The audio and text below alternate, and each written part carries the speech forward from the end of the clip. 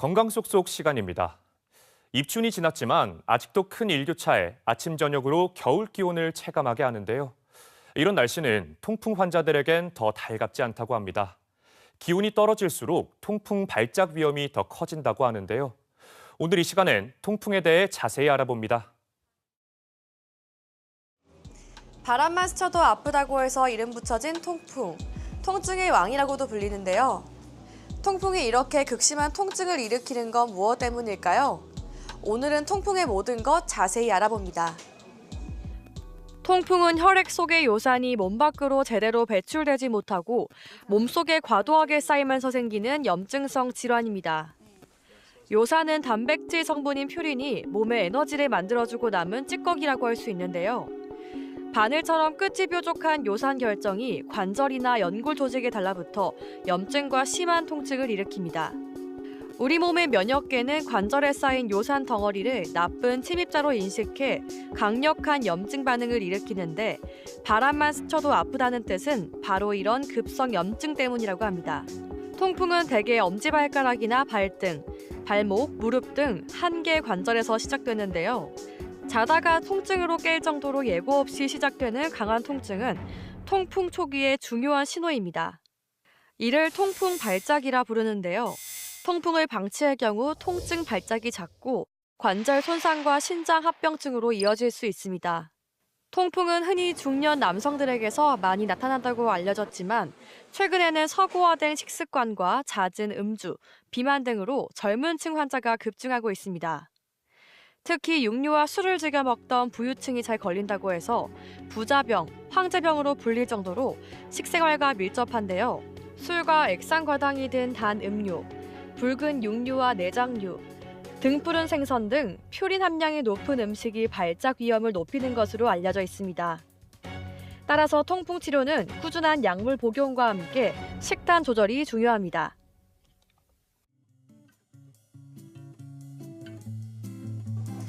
통풍은 심혈관이나 신장 질환, 대사 증후군과도 밀접한 연관이 있다고 합니다.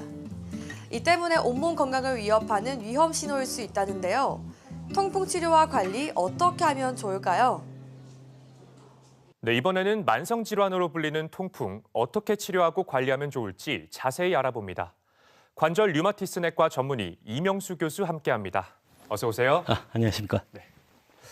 네, 교수님, 이 통풍은 일교차가 커지는 추운 날씨에 더 발병 위험이 더 커진다고 하는데 날씨와 통풍이 어떤 관련이 있나요? 예. 추운 날씨에는 통풍이 더 잘 발생할 수가 있습니다. 통풍은 체내 요산이 관절에 결정체가 생겨서 염증을 일으키는 것인데 추운 날씨일수록 결정체가 생기기 쉬워요. 그래서 이제 엄지발가락에 잘 생기는 이유도 말초에 있기 때문에 체온이 좀 떨어지는 장소거든요. 그 말이 맞습니다. 네, 추운 날씨에 더 주의할 필요가 있겠는데 이 통풍은 특히 다른 관절 질환과 증상이 비슷해서 혼동하기가 쉽다고요. 예. 어떻게 구분할 수가 있을까요? 그 통풍이 가장 진단하기 쉬우면서도 오진이 많은 질환이에요.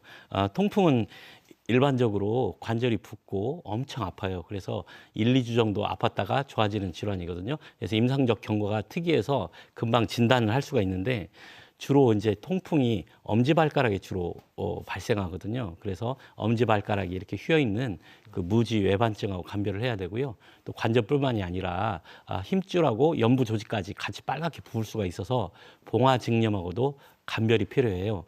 그 다음에 통풍이 엄지발가락 이외에 무릎, 어깨, 팔꿈치, 손가락에도 닿을 수가 있거든요. 이런 경우에는 또 통풍을 쉽게 의심하지 못하는 경우가 있습니다.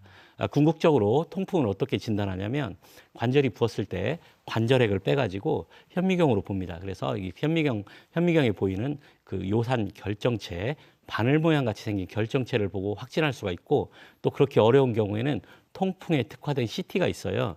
그 CT에 요산 결절을 확인하면 진단이 됩니다. 그런가 하면 통풍은 약을 오래 먹으면 부작용이 생긴다는 오해도 있습니다. 이처럼 치료 과정에서 우리가 신경 써야 할 주의사항이 있을까요?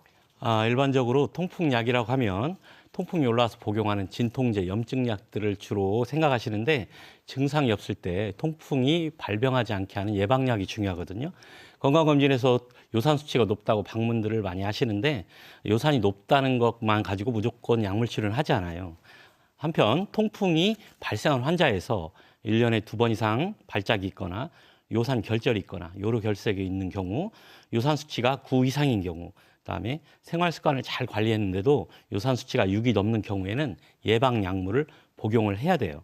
예전에는 알로퓨리놀이라는 아주 부작용이 심한 약이 있었는데 최근엔 그런 약을 쓰지 않고요. 최근 쓰는 약은 간 수치를 약간 올릴 수는 있는데 비교적 안전합니다.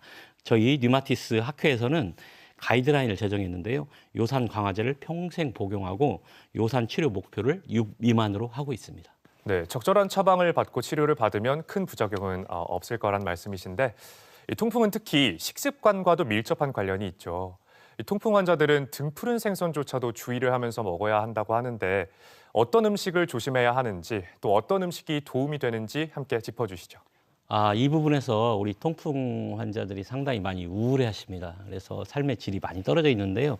결국은 이제 퓨린을 많이 함유하거나 체외로 요산 배출을 저해하는 그런 약물을 피해야 하는데요. 대표적으로 피해야 하는 음식은 다 잘 아시겠지만 육류, 내장류입니다.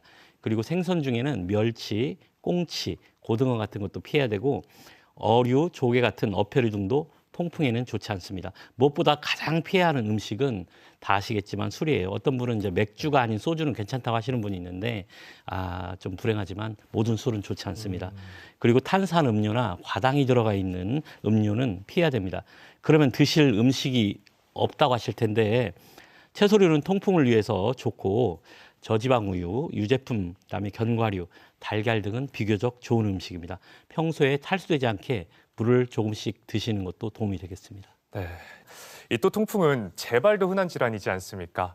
그래서 꾸준한 관리가 필요하다고 하는데 우리가 어떻게 또 관리하면 좋을까요? 통풍은 체내 요산 수치가 높을수록 재발을 잘해요. 그래서 보통 관리를 안 할 경우 1년에 재발률이 30에서 40% 정도 됩니다.